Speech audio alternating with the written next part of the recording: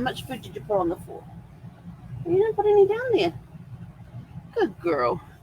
Hey, kia ora, Helen Brahms here, coming to you live from Sun City in Arizona. Hope you're having a super fantastic, sparkling, thankful Thursday. Yes, that day of the week where we express what we are grateful for during the week, although we should be thankful every day, beginning each day with a grateful heart and ending each day with a grateful heart. So today, let's see. Ran out and got my mail this morning, as you know, because I did a later than normal live. I've got to get through my mail. I've got a stack of mail here to go through. I've opened up boxes and peeked in to see what was inside. There's some cool stuff in there. Like my new socks have arrived. I still can't find my old socks. I ordered some new socks. I never have too many socks anyway. Not the way I go through them. But that would just be on like a 5-minute break, just a quick what's in each, what's what is where and where is what. But I had a very steady day on the help desk today. Very steady day. And then later in the afternoon, I started developing one of those almost migraine headaches. So that was not welcomed. But I was grateful for the experience because it forced me to go take a break after I finished for the day and go lay down and get some sleep, get a quick nap in. Even though it was 5 o'clock by the time I finished work today. Went and had a nap. The dog came and joined me for a bit. And then, where'd it go? I can't toss it if you throw it on the floor. Silly girl. Now she wants to play squeaky toys. But then we got up and took her for a walk, which is why we are on so late. So I apologize for that. But wanted to get a walk in before the sun completely disappeared and that we started in daylight. And by the time we got back, it was dark. But we did notice on our walk around, which we do, walk around the campground every day, minimum twice a day. Sometimes we do 3 or 4 times.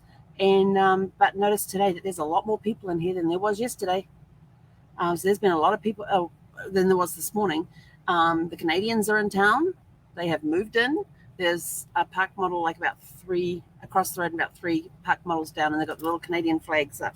I already knew the Canadians were in there because my next door neighbor had told me about them.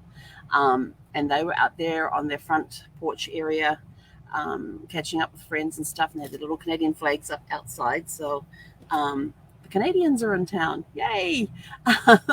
So the resort is starting to fill up. There's not very many RV spots left in our area, which in the pet area here. Was it last week? Yeah, last week I was talking with one of the security guards, and he said they had like 60 to 70 RVs coming in the next 2 to 3 weeks. So there's not many vacancies left in the resort right now. I don't know how many are transient, how many are long term, but the spots are filling up. The houses are starting to, and as we're walking around, we're noticing more park models have their lights on inside, so people are arriving.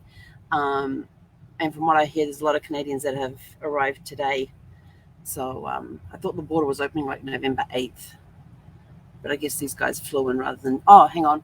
The border to drive opens November 8th. Everybody else is flying in. That's what it was. And some of them have cars here already because they sit under covers the entire time while they're back up north in the summertime and things. But yeah, there's a lot of life going on tonight. A lot more dogs when we're out walking. Zeffy didn't know which way to look. We're out walking and there's dogs everywhere, and they're all little dogs. She looks like a monster. She looks like this giant dog amongst all these little dogs that are out there. But Zeffy goes bounding up with Zeffy's energy to say hi and make friends, and these little dogs stuck at her. So poor Zeffy was getting barked at a lot. And then one set of dog, there was about 3 or 4 people standing in a circle talking, and there was like 2 or 3 dogs there in the group, and the 3 or 4 dogs just formed this line. Zeffy just goes and carries on walking, just like gives them a glance and carries on walking, doesn't go for them or anything. So I'm not sure if the fact that they were all lined up looking at her put her off, or if she was just sort of like, I can't be bothered. I don't know. It depends. But anyway, so it's been a quiet day. Still got a bit of the headache left. Fresh air did help some. Thankfully, the allergens in the air are in the moderate state.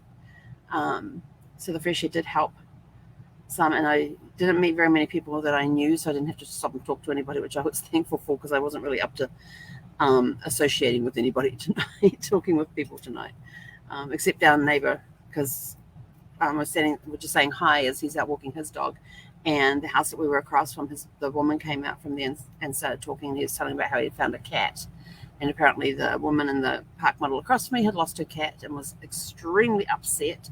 But they managed to find the cat was safe and sound. So that was a very happy ending story. Most of the time it's the coyotes get them. But thankfully it was the middle of the day and the coyotes aren't around much in the middle of the day. So they were able to find the cat and get it back to where she belonged. But that's it from me for now. I'm going to go and get something to eat and just rest this evening. I don't even know if I'm going to put the TV on. Let's watch I hate this.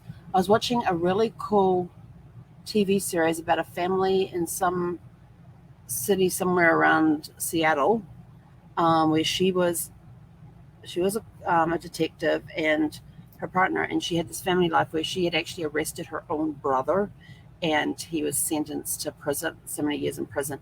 And so not only does she have her own two teenage son and daughter, she now has her niece and nephew living with her as well, and they're all around the same age group. And so there's been this whole first season of it was them fitting in together and